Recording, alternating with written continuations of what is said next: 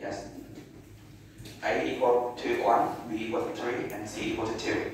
So we have the coefficient, the delta is equal to 1, if you can calculate it. Okay. So can you tell me the root of this function? The function has two distinct roots. Yes, two distinct roots, which is x1. X1 minus 1 and x2 is minus 2. Yes. So you can calculate the knowledge that we already reviewed in here, so that you can calculate the root of this function. Okay. Alright, move on to question B. Thank you very much. Somebody else. Okay. Let's see. You please. For this function. Okay. How do you answer it? Sorry. For this function, we have the condition is A equal to minus 1. I minus 1, yes. B equal to 4. Yes. And C? Equal to minus 1. Correct. So we can calculate the delta is equal to?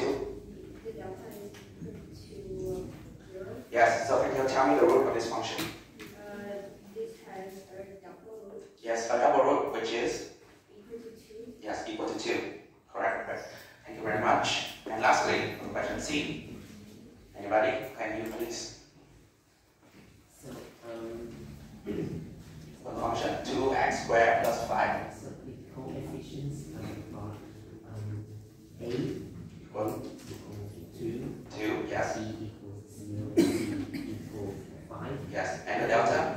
And the delta is less than 0, so Minus 14. So, no root. Yes, exactly. So we apply the knowledge that we already learned into this.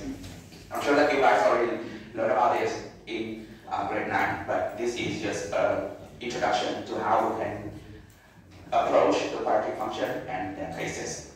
Because it is very important to our main knowledge, which is the theorems of sine. So in the theorems of sine, you will have three states, which is if it is plus and it is positive, which means that the function is greater than 0. If it has the state of minus, it means that it is negative, which means that the function f(x) is smaller than 0 or less than 0. And lastly, we have the state of 0 being 0, which is if it has 0, then it means that it has no sign. Okay? So we will treat them in the theorem of sine as follows.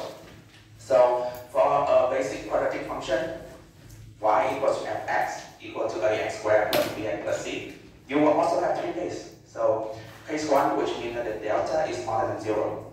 In this case, then fx has the same sign as a. For every x is a real number. Okay? X belongs to the set R. Okay? In case 2, which is the delta is equal to 0. In this case, we already know that the fx has a double root, which is minus b over 2a. So fx will have the same sign as a for every x that is different from the minus b over 2a. And then we have at the value of minus b over 2a, f is equal to 0. Lastly, in case 3, which is the most complicated case, you have delta is bigger than 0, greater than 0. Then you have fx will have two distinct roots as we have discussed above. x1 is smaller than x2. Then in this case, very complicated, so I'm not going to read it. But to introduce you, to illustrate it easier for you guys, we will have a tool which is called the table of sine, which is very helpful.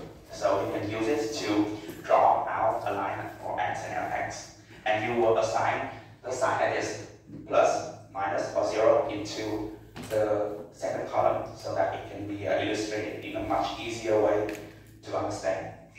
Okay. So I have an example for you guys in the handout. You can read it in the handout, so it will be easier to understand. Okay.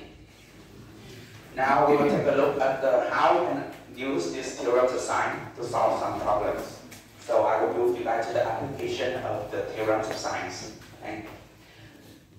One main application of this theorem is to solve quadratic equations, which has the form of ax squared plus bx plus c is greater than 0. Okay. So in order to do this exercise, we have the following steps. Two main Firstly, we will consider the sign of the function, which we already used in the theorem of sign that we learned. Next, we will, from the tables of sign, we will deduce the solution by or the solution set by the table of signs. Okay. So let's move on to the example right here, where we solve the following equations. We have 3 questions. So I think I will do first one as an example, so you guys can think on the question B and question C. Okay. So I will give you guys 5 minutes to do this. Okay.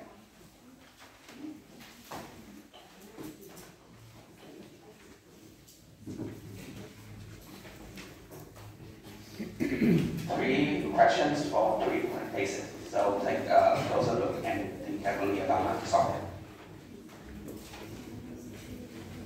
Yes, I know that you guys have learned how to solve it by using a calculator,